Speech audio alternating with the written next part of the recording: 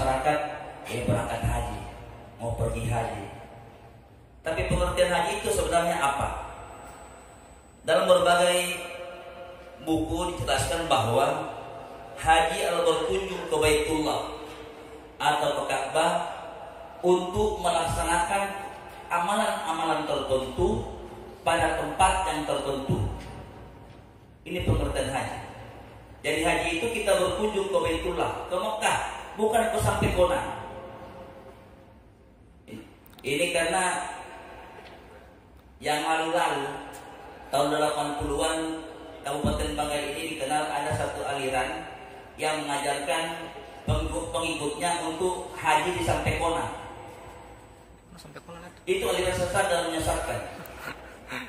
Jadi kita dianjurkan melaksanakan haji di Baitullah di Mekah untuk melaksanakan amalan tertentu seperti kita ihram, wukuf di padang Arafah, tawaf, sa'i dan sebagainya.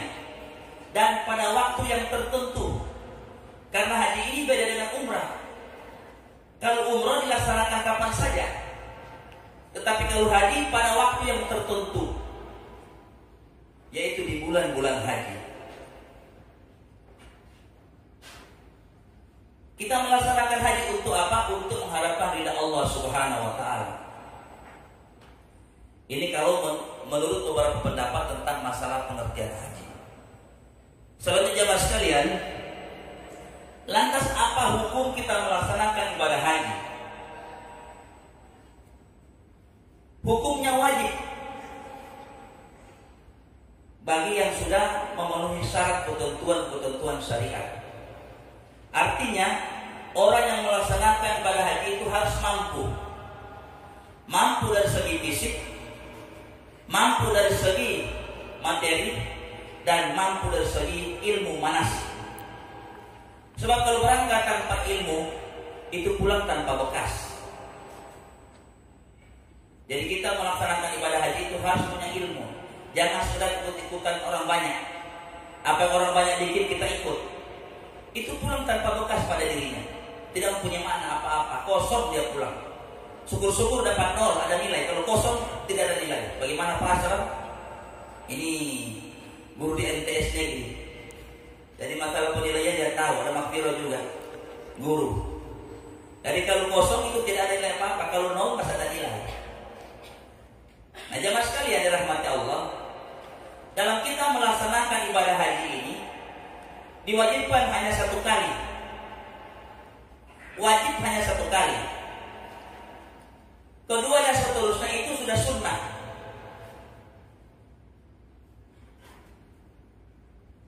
Tetapi ada juga yang kita berangkat berulang. Kalau itu merupakan nazar, maka dia menjadi wajib. Contoh, misalnya kalau lulus sampai anak, saya akan haji, itu harus dilaksanakan. Hanya masalahnya, kalau dia sudah pernah haji, dia berniat untuk mendaftar haji, masuk di sekolah, tidak akan diterima di sekolah. Ini repot. Jadi kalau dalam bentuk nazar, kita sudah bernazar untuk berhaji, maka itu wajib dilaksanakan. Nah dalam pelaksanaan haji ini ada ketentuan yang harus kita penuhi. Tidak sembarang. Ada ketentuan yang harus kita penuhi. Yang pertama syarat wajib.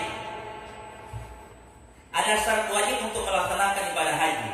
Yang pertama Islam. Otomatis yang Islam itu yang bisa melaksanakan haji. Yang kedua balik, yang dewasa. Anak-anak kalau dia belum balik, dia melaksanakan haji sah. Tetapi dia bukan wajib. Ketika dia dewasa, dia harus mengulang haji. Jadi kalau ada anak-anak yang sudah masih belum dikatakan balik, lantas dia dibawa oleh orang tua untuk melaksanakan ibadah haji, ini hukumnya sunnah bagi dia, tapi bukan wajib. Yang ketiga, syarat wajib berakal, artinya sehat akal pikiran. tidak main-main. Jangan sampai ketika sampai di tanah suci dia gila, ini repot dari petugas. Dan yang keempat, dia harus merdeka, artinya dia bukan seorang guru. Dan yang kelima, sebagai syarat wajib adalah istita'ah, artinya dia mampu dari segala hal. Tadi saya sampaikan, mampu dari segi dana, dari segi kesehatan, dan mampu dari segi ilmu manasik. Nah, jamaah sekalian, di samping ketentuan-ketentuan di atas ini yang wajib haji, ada juga syarat yang harus dipenuhi oleh seorang jamaah, yaitu rukun haji. Kalau rukun haji ini salah satunya ditinggalkan, maka hajinya batal. Sehingga itu orang yang melaksanakan haji harus betul-betul mengetahui apa itu rukun haji. Yang pertama, ihram. Dia harus berihram, berniat haji. Kalau dia tidak berniat, tidak berihram namanya, maka hajinya batal. Ketika berangkat ke Arafah, misalnya kita termasuk gelombang haji tamattu, kita melaksanakan umrah duluan, baru kita melaksanakan haji pada bulan haji. Karena kita mengambil haji tamattu, maka mikot untuk start kita melaksanakan ihram haji, tempat kita masing-masing di hotel. Ketika kita mau berangkat ke Arafah, lantas kita tidak mengucapkan labbaik Allahumma hajjan, nanti kesampaian Arafah baru teringat, saya ini tidak ucap labbaik Allahumma hajjan. Maka dia melakukan pelanggaran ihram. Dia harus sanksinya, dia melakukan dari salah satu dua cara. Cara yang pertama, dia balik pulang ke Mekah untuk memulai niat baru, atau cara yang kedua, dia menyembelih hewan kurban, hewan dam. Masalahnya kalau dia misalnya dia melaksanakan umroh, terus dia berangkat dari Madinah mau ke Mekah, karena niat umroh untuk melaksanakan ibadah umroh, niat umroh kita yang dari Madinah itu di Bin Ali. Jarak Bin Ali sampai Mekah itu 405 km. Nanti sampai di Mekah dia bilang saja mengucapkan labbaik Allahumma umratan atau labbaik Allahumma hajjan, maka dia melakukan pelanggaran. Sanksinya ya pilih salah satu dua cara. Balik ulang ke Madinah untuk memulai ihram baru, kasihan 5 jam sampai 6 jam perjalanan. Ini harus perlu diperhatikan, harus kita berniat. Yang kedua, wukuf di Arafah. Ini rukun. Jadi semua jamaah haji ketika tanggal 9 Zulhijjah, baik dia sakit, menginap di rumah sakit, harus dibawa ke padang Arafah. Walaupun hanya sejenak dia berada di Arafah, supaya dia bisa dikatakan wukuf, berada di padang Arafah pada saat 9 Zulhijjah. Karena puncak haji ini di padang Arafah, Al-Hajjul Arafah. Puncak haji itu berada di Arafah, bukan di Mekah, bukan di Masjidil Haram, bukan di Ka'bah. Jadi puncak haji itu berada di Arafah. Jadi bagi calon haji supaya mempersiapkan diri jangan sampai sakit, usahakan ketika wukuf kita dalam keadaan sehat, supaya kita melaksanakan wukuf itu dengan sebaik-baiknya. Ini minta maaf, ada kalanya orang yang ketika wukuf itu dia beranggapan wukuf itu selesai dengan doa yang ada di buku. Padahal wukuf itu waktunya sejak tergelincir matahari sampai terbenam matahari. Itu waktu itu digunakan sebaik-baiknya untuk kita berzikir, berdoa dan sebagainya. Tapi kebanyakan, inilah tadi saya katakan, karena ilmu yang kurang, tanpa menguasai ilmu. Selesai dia berdoa yang ada di buku, sudah kesana kamar di foto-foto basir sampai terbenam matahari. Ini karena apa? Ilmu yang kurang. Jamaah sekalian dirahmati Allah. Rukun haji yang ketiga, tawaf ibadah. Tawaf ini tidak bisa kita tinggalkan, harus dilaksanakan bagi yang jemaah haji. Tidak boleh tidak. Kalau dia dilaksanakan tawaf, walaupun dia sudah berihram, dia sudah berada di Arafah, tapi dia tidak melaksanakan ibadah, tawaf ibadah, tawaf rukun, maka hajinya batal. Sehingga para ketua kloter, ketua rombongan dan ketua regu selalu menyampaikan kepada jamaah perempuan, siapa-siapa yang haid pada saat itu diumumkan. Kenapa? Jangan sampai kita mau berangkat ke Indonesia atau ke Madinah, ada jamaah yang belum melaksanakan tawaf ibadah karena haid. Diumumkan.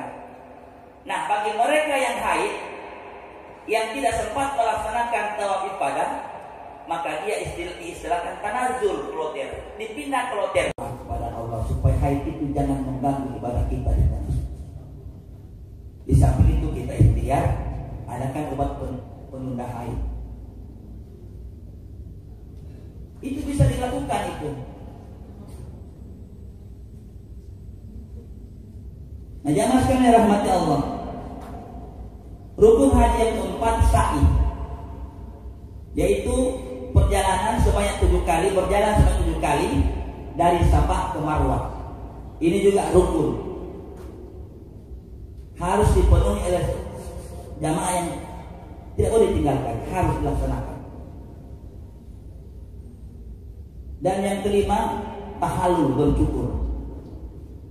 Dan yang keenam, tertib. Jadi rukun haji itu ada 6. Dia harus berihram, berniat untuk melaksanakan haji, labbaik Allahumma hajjan. Terus dia berangkat ke Arafah untuk melaksanakan wukuf di padang Arafah. Selesai wukuf di padang Arafah, dia melaksanakan wajib haji mabit di Musdalifah dan melontar jamrah di Mina. Setelah itu dia melaksanakan tawaf ibadah di Ka'bah sebanyak 7 putaran, dan dia melaksanakan sa'i 7 kali perjalanan, dan dia melaksanakan tahallul tsani, terakhir tertib.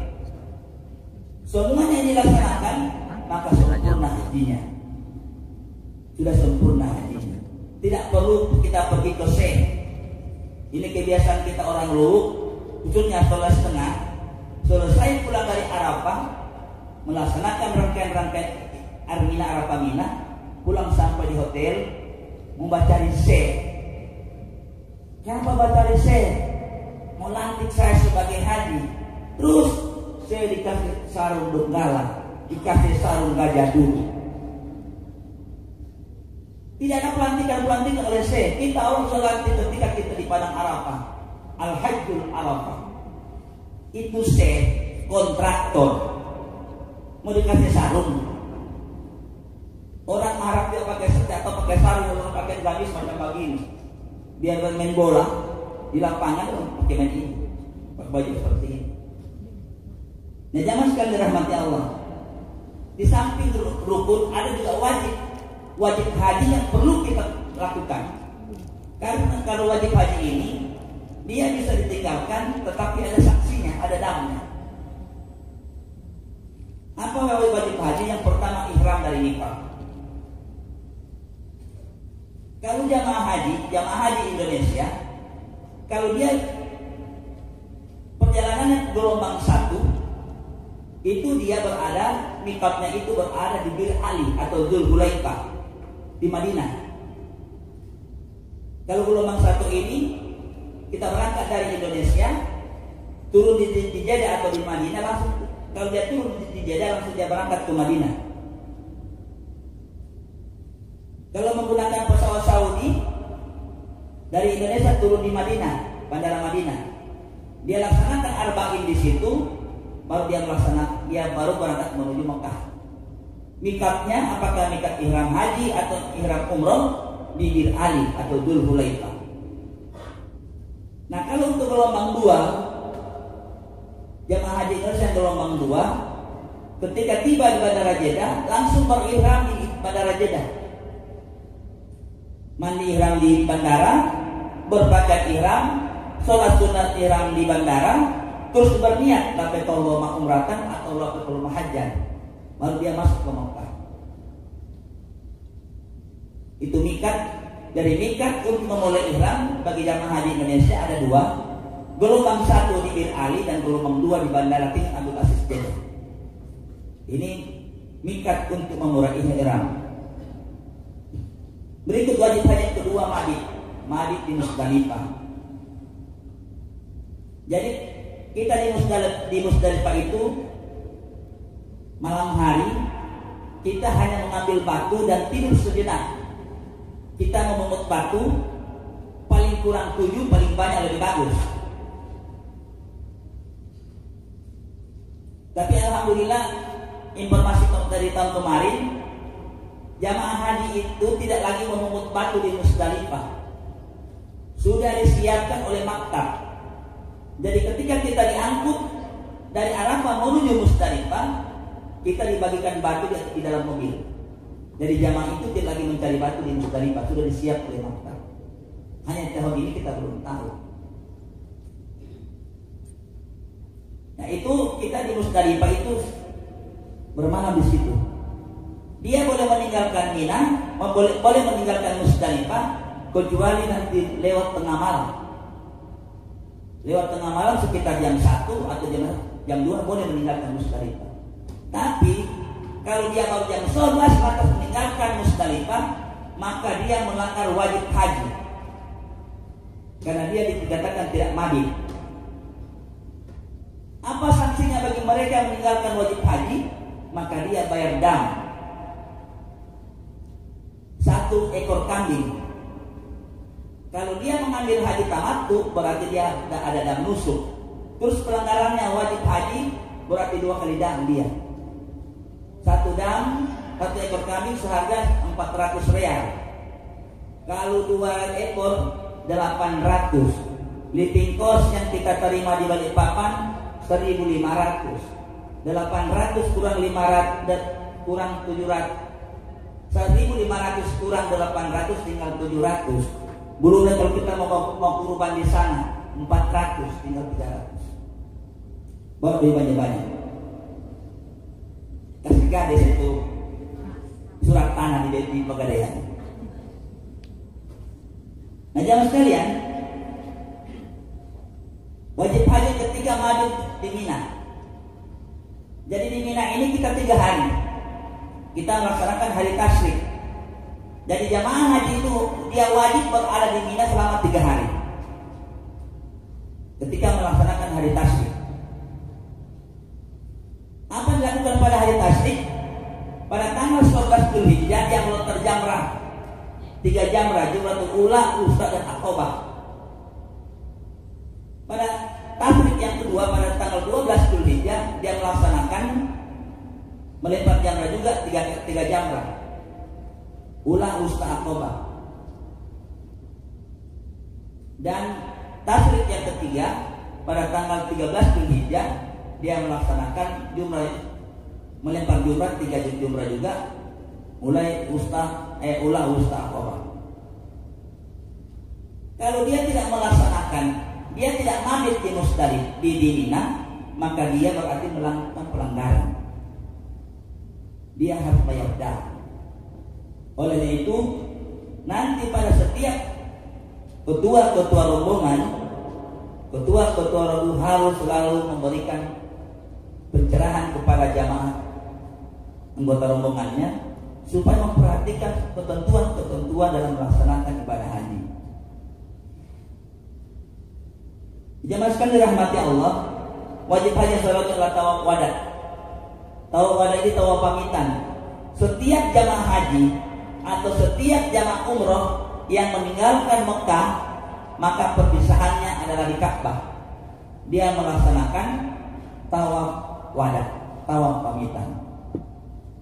Pada saat dia melaksanakan tawaf wada, dia berdoa, ya Allah, jangan lupakan terakhir kali saya datang ke tempat ini. Berikan saya berulang-ulang ya Allah datang ke tempat ini. Berikan kesempatan kepada keluarga saya, anak cucu saya agar mereka bisa berkunjung ke rumahmu ini. Ya Allah, sekiranya ini merupakan terakhir kali perjumpaanku dengan Ka'bah, maka gantilah dia dengan surga. Ini doa kita ketika kita melaksanakan tawaf wada. Nah, jamaah sekalian dirahmati Allah. Dalam kaitan dengan ihram, ada larangan-larangan yang berlaku bagi wanita, yang berlaku bagi pria, dan yang berlaku untuk pria dan wanita. Ini banyak ada kalanya kalau kita perhatikan banyak yang melakukan pelanggaran ihram. Orang yang melakukan pelanggaran ihram kan ada juga. Dan yang bermacam-macam, ada berpuasa, ada memberi makan, ada memotong hewan. Nah, coba kalau uang kita pas-pasan, lantas banyak pelanggaran yang kita lakukan, berarti kita meke di sana. Ini 40 hari di sana. Kalau hanya saudara bawa 5 juta, kasihan. Nilai kurs sekarang 1 real itu 4.000. 4.000. Beli baju gamis 60 real, kalau bini 60 real. 1 juta hanya 250 real. Nah, jamaah sekalian, larangan ihram bagi laki-laki pertama memakai pakaian biasa. Itu tidak bisa kita memakai pakaian biasa. Ini biasanya kita tidak sadar, ini laki-laki ini dia memakai pakaian ihram tapi dia pakai celana dalam. Kalau dia tidak memakai ihram, maka lepas pakaian dalam. Tidak ada yang melekat di tubuh kita berjahit bagi laki-laki kecuali perempuan. Lagi, harus bagaimana kalau hanya pakai handuk? Ya seperti itu. Hanya baik-baik. Sehingga kita orang pemanasik, kalau orang yang berpakaian, kita ajar bagaimana cara berpakaian ihram yang bagus, yang aman. Sebab kalau tak salah berpakaian ihram 2 kemungkinan. 1, dia bisa berjalan karena yang pertama setengah mati di berjalan karena seperti lampa, dililit seperti lampa, dan lingkar macam lampa itu kain, susah berjalan. Yang kedua, kelihatan perkakas, repot. Sehingga itu diajar bagaimana cara berpakaian ihram yang aman. Berikut yang kedua yang terlarang bagi laki-laki itu ihram, memakai sepatu yang menutup mata kaki. Dan yang ketiga, menutup kepala. Jadi kalau berpakaian ihram jangan memakai topi. Walaupun sudah dingin di oto, karena bukan oto full AC. Walaupun sudah dingin, jangan coba-coba menutup kain ihram di kepala. Bayangkan lagi itu. Jadi hati-hati. Berikut yang terlarang untuk perempuan ketika dia berihram, berkaus tangan. Artinya kaus tangannya itu kaus tangan ketika gerak jalan, yang berjari 5 itu tidak boleh memakai sarung tangan yang seperti itu. Karena ihram perempuan itu harus terbuka tangannya. Berikut yang kedua, ihram bagi wanita yang terlarang bagi dia menutup muka, apakah lewat masker atau cadar. Kalau dia memakai cadar, harus menggunakan alat yang jangan langsung menyentuh kulit mukanya. Ini minta maaf yang cadar. Harus menggunakan alat yang tidak langsung menyentuh kulit muka. Itu apa namanya? Terlarang bagi yang ketika ihram. Karena ketika ihram itu untuk perempuan, ihramnya itu seluruh tubuh kecuali muka dengan telapak tangan. Itu yang kelihatan. Jamaah sekalian, larangan bagi laki-laki dan perempuan ketika berihram, pertama memakai wangi-wangian. Ketika kita sudah berihram dan sudah berniat lagi umratan atau lagi hajan, maka tidak boleh kita memakai minyak wangi. Jangan sudah berniat di mobil lihat orang minyak apa yang punya? Hajar aswad mulai coret mulai. Anak punya apa? Oh, minyak salma, coret lagi. Itu pelanggaran. 1 ekor kambing lagi. Jadi jangan coba-coba. Berikut yang kedua, memotong kuku. Ini biasa kita orang sebelum pakai ihram mulai alih. Jadi sebelum kita memulai ihram, potong memang itu kuku. Fitrah bagi manusia antara lain memotong kuku dan mencabut bulu-bulu. Tidak tahu bulu di mana. Harus dibersihkan itu. Badan kakal harus dibersihkan. Berikut memburu binatang. Nah, di sana itu binatang di sana itu merpati yang banyak berkeliaran. Kita dilarang ketika kita berpakaian ihram memburu binatang. Apakah kita memburu atau menghalau? Itu tidak boleh. Biarkan itu burung-burung merpati itu berkeliaran seperti sekitar kita. Jangan coba-coba kita mengusir balik. Berikut menikah. Nah, tidak mungkin kita membalikan di sana ya. Tapi siapa tahu. Dalam proses ihram tidak ada itu bilang ada akad nikah. Orang yang menikah dan yang menikahkan batal. Tidak boleh. Berikut yang terlarang bagi wanita dan wanita dengan pria, yaitu melakukan bercumbu. Bercumbu itu dilarang ketika dalam keadaan ihram. Kalau misalnya dia melaksanakan haji, dia sudah tahallul awal, larangan ihram itu sudah bebas, tinggal satu yang tidak boleh, yaitu melakukan hubungan badan suami istri. Tapi sekiranya dia melakukan itu sebelum tahallul tsani, maka dia hajinya batal dan ulang tahun depan. Dia harus membayar 1 ekor unta, bukan kambing, unta. Jadi jangan coba-coba kalau ada suami istri berangkat haji main-main mata ketika habis melontar jamrah, main-main mata. Hajinya itu sanksinya batal dan ulang tahun depan, dan dia harus menyembelih 1 ekor unta. Itu sudah ketentuan hukum, bukan ketentuan saya. Tapi kalau sudah selesai rangkaian haji, rukun-rukun haji, tauhid pada tahallul tsani selesai, nah silahkan berkeliaran, tinggal waktu atur kamar. Ini uang pulsa, lama-lama kamu di masjid. Kalau umur saya kasih kamar uang pulsa ke orang. Uang kurma saja kita tutup mulut. Nanti lama-lama kita di masjid. Nah, jamaah sekalian rahmat Allah, yang tidak kalah penting ini, ada 3 hal yang perlu kita perhatikan bagi jamaah haji yang sedang berihram.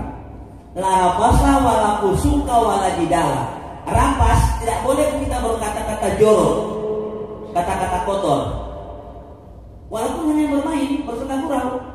Misalnya dia berpakaian ihram, terus setabal di depan, ini yang punya babumbung. Nah, itu tidak boleh. Tidak boleh. Karena kata itu menjurus pada hal-hal yang rapas, kata-kata kotor. Yang kedua, berbuat pasif, kita durhaka. Ketika sudah waktu sholat, kita lalai dengan sholat itu. Dan yang ketiga, wala jidala, tidak boleh kita bertengkar, berbantah-bantahan. Salah satu dari 3 ini kita lakukan, haji kita sah tapi tidak punya pahala di hadapan Allah Subhanahu wa taala. Rugi. Kita capek-capek ke sana, lantas tidak mendapatkan pahala. Karena Bapak Ibu sekalian, ada ungkapan dari Nasir Khosrow, seorang bijak dari Rusia, katanya banyak orang yang berkunjung ke rumah Tuhan, tetapi tidak menemukan Tuhan di rumahnya. Tetapi begitu banyak orang yang tidak berkunjung ke rumah Tuhan, tetapi Tuhan mengunjungi di rumahnya. Ini bisa kita cerdas sendiri. Betapa banyak orang berkunjung ke rumah Tuhan, tetapi tidak menemukan Tuhan di rumahnya. Tetapi begitu banyak orang tidak berkunjung ke rumah Tuhan, malah Tuhan mengunjungi rumahnya. Jemaah sekalian rahmatnya Allah, dalam pelaksanaan haji ini ada 3 cara. Yang pertama yang tamattu, kedua ifrad, dan yang ketiga qiran. Bagaimana itu tamattu? Kita melaksanakan haji, kita melaksanakan umrah. Setelah itu kita laksanakan haji di bulan haji. Jadi ketika pemberangkatan haji, kita berangkat sampai di tanah suci, kita mendahulukan umrah. Setelah itu nanti tanggal 8 Dzulhijjah baru kita berniat melaksanakan haji. Ini namanya haji tamattu. Hanya dia bayar dam, namanya dam nusuk. Sudah ketentuan bagi melaksanakan haji tamattu. haji yang kedua yang namanya ifrat, bukan ifrit. Ifrat, kalau ifrit jin. Kalau ifrat dia mendahulukan haji. Ketika masih ada waktu haji, waktu luang di waktu haji itu, baru dia melaksanakan umrah. Jadi ketika dia berangkat sampai di miqat, dia melaksanakan haji, labbaikallahumma hajjan. Selesai rangkaian haji Arafah Mina, pulang ke Mekah, dia melaksanakan tawaf ibadah selesai haji selesai, terus masih ada waktu, maka dia melaksanakan umrah di bulan haji. Ini dia tidak kena dam, karena memang dia berniat haji duluan. Dan yang ketiga namanya kiran, bukan kiran. Kalau kiran itu almarhum, kiran kamran, namanya kiran. Kiran, haji kiran ini menyatukan niat haji dan umrah dalam satu niat. Ini kalau untuk jamaah biasa tidak akan kerjakan. Ini hanya dikerjakan oleh pejabat-pejabat negara yang berangkat ke Mekah itu hanya sekitar 1 minggu di sana dalam rangka kunjungan pemantauan haji. Yang mereka tidak sampai lama di sana sehingga mereka melaksanakan haji dan umrah dalam satu niat, haji kiran. Jadi kita yang reguler tinggal pilih apakah tamattu atau ifrat. Tetapi menurut ulama Arab Saudi, Abdullah bin Bas, bahwa yang paling utama, yang paling afdol bukan penduduk Mekah, maka dia adalah haji tamattu, terkecuali dia membawa hewan kurban dari tempat tinggalnya.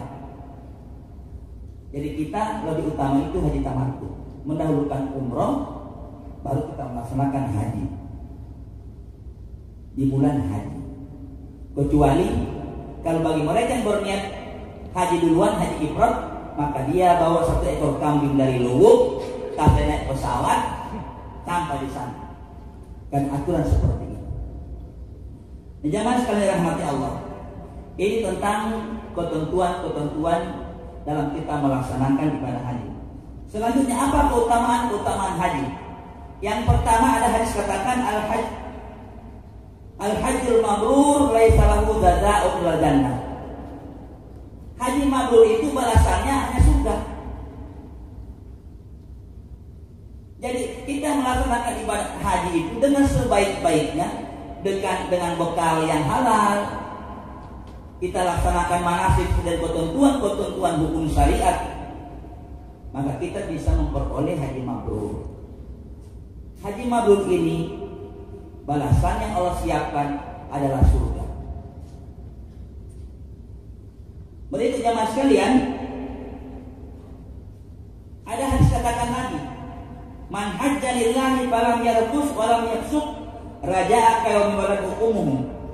Barang siapa melaksanakan haji karena Allah dan tidak berkata-kata kotor, tidak berbuat fasik, maka ia kembali suci seperti bayi yang dilahirkan oleh ibunya. Kita bayangkan orang yang melaksanakan ibadah haji tidak berkata-kata kotor, tidak tadi yang bilang gigi babubung dia punya, dan dia tidak berbuat durhaka pada Allah, maka dia seperti lahir dari kandungan ibunya. Kita suci, bebas dari segala noda dan dosa. Dan yang terakhir, hadis menjelaskan, man mata fil haji falahu mislu man mata fi sabilillah. Barang siapa yang wafat dalam perjalanan haji, maka ia seperti wafat di jalan Allah. Nah ini janji Allah. Jadi barang siapa yang meninggal ketika berangkat melaksanakan ibadah haji dan ketika pulang, artinya dalam proses perjalanan, apakah berangkat atau dia pulang, lantas meninggal, maka surga adalah jaminannya, karena dia kategori fisabilillah. Olehnya itu jamaah sekalian dirahmati Allah, maka lewat kesempatan ini kita yang punya rencana untuk melaksanakan ibadah haji lewat pendaftaran, lewat pegadaian ini, sebelum berangkat kita harus mulai mempelajari ilmu manasik. Jangan nanti mau berangkat baru belajar, repot. Karena kalau nanti baru berangkat berangkat baru belajar, kita ini faktor usia, so mulai lobet. Akhirnya tidak maksimal lagi kita melaksanakan ibadah besar. Ketika kita melaksanakan ibadah haji, kita tidak dituntut dengan berbagai bacaan. Tetapi yang dituntut di sana bagaimana kita melaksanakan sesuai dengan ketentuan manasik. Biasanya kita orang lihat di buku, putaran pertama, putaran kedua, putaran begitu panjang DP doa. Tidak usah pusing itu doa yang begitu panjang. Baca saja mana yang kita orang tahu. Yang penting misalnya tawaf, cukup putaran 7 kali putaran sah. Walaupun doanya hanya ya Allah, ya Allah, ya Allah atau subhanallah walhamdulillah wala ilaha illallah, sah. Karena kita tidak ada ketentuan doa khusus tawaf ataupun sah. Mana yang kita orang tahu. Jangan berpaksa, kasihan. Nah, jamaah sekalian rahmat Allah, sebagai akhir daripada saya menyampaikan materi pada kesempatan ini, saya mengharapkan bekal yang kita bawa dalam pembiayaan haji nanti harus yang halal, betul-betul halal, jangan bercampur yang subhat, apalagi yang haram. Harus halal. Kita keluarkan ukurannya 2,5%. Kita keluarkan zakatnya atau infaknya lah. Kalau zakat itu harus memenuhi ketentuan aul dan nisab. Kalau infak sedekah tidak ada ketentuan sekian persen. Kalau zakat itu yang harus ada ketentuan sekian persen, 2,5%. Jika sudah cukup aul dan nisabnya. Jangan, karena ada satu cerita, satu anekdot sebagai dari akhir pembicaraan saya pada kesempatan ini. Ini cerita berulang. Ada seorang pemuda yang pekerjaannya selalu main judi. Setiap main judi dia menang. Keuntungan dari judi itu dia boleh menabung. Tidak tahu. Singkat cerita, dia lihat tabungannya ini. Sebulan untuk 1 NH. Bilang, mama, saya mau mendaftar haji.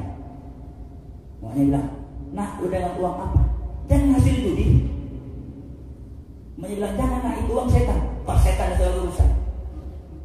Singkat cerita dia mendaftar. Tahun keberangkatan dia berangkat.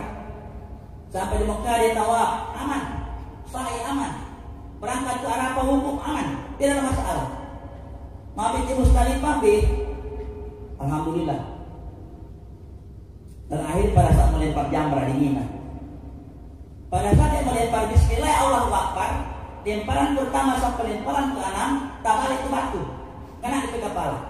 Bismillah Allahu Akbar, tak balik, kena. Pada lemparan yang ke-7 bismillah Allahu Akbar dia lempar, tak balik batu tertangkap. Dia buka di tangannya, rupanya di batu itu tertulis dilarang melempar sesama setan. Assalamualaikum warahmatullahi wabarakatuh.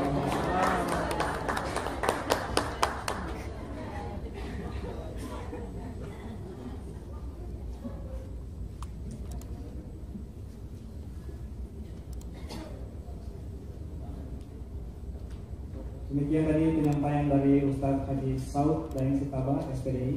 Pada Bapak kami ucapkan terima kasih.